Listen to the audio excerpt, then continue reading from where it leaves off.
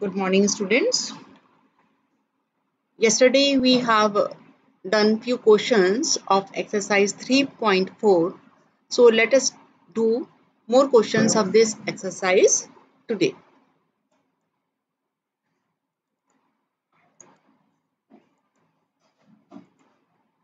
This is the fourth question. Name the quadrilaterals whose diagonals bisect each other. ऐसे कौन कौन से quadrilaterals हैं जिसके diagonals bisect करते हैं? So in this, first of all, we have parallelogram, then rectangle, square, and rhombus. In all of these quadrilaterals, the diagonals bisect each other. In the second part, we have to name the quadrilaterals whose diagonals they are perpendicular bisectors of each other. So here in this case, we have square and rhombus. Square और rhombus के diagonals perpendicular bisector होते हैं एक दूसरे के. And in the third part, we have to name the quadrilaterals whose diagonals they are equal. So in rectangle and square, the diagonals they are equal. Next question. Explain why a rectangle is a convex quadrilateral. हमें बताना है कि rectangle एक convex quadrilateral कैसे है. Convex quadrilateral means a quadrilateral whose diagonals lie within its interior. So in a rectangle, both of the diagonals they lie in its interior, so it is a convex quadrilateral. Next question. ABC is a right angle triangle and O is the midpoint of the side opposite to the right angle. Means O is the midpoint of hypotenuse.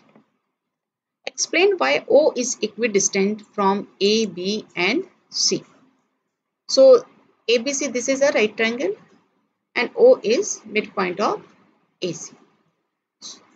We have to give reason why OA, OB and OC, they are equal.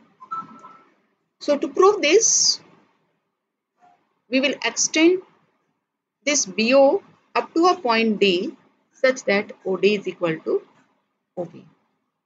And then join D with C and D with A.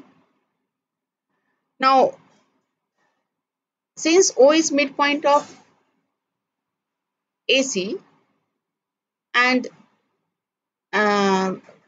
we have extended BO up to the point D such that BO is equal to OD, this figure ABCD becomes a rectangle. And since the diagonals of rectangle they bisect each other, so we can say that OB is equal to OD and OA is equal to OC. Also, we know that the diagonals are equal in length. It means AC is equal to BD. So half of AC is also equal to half of BD.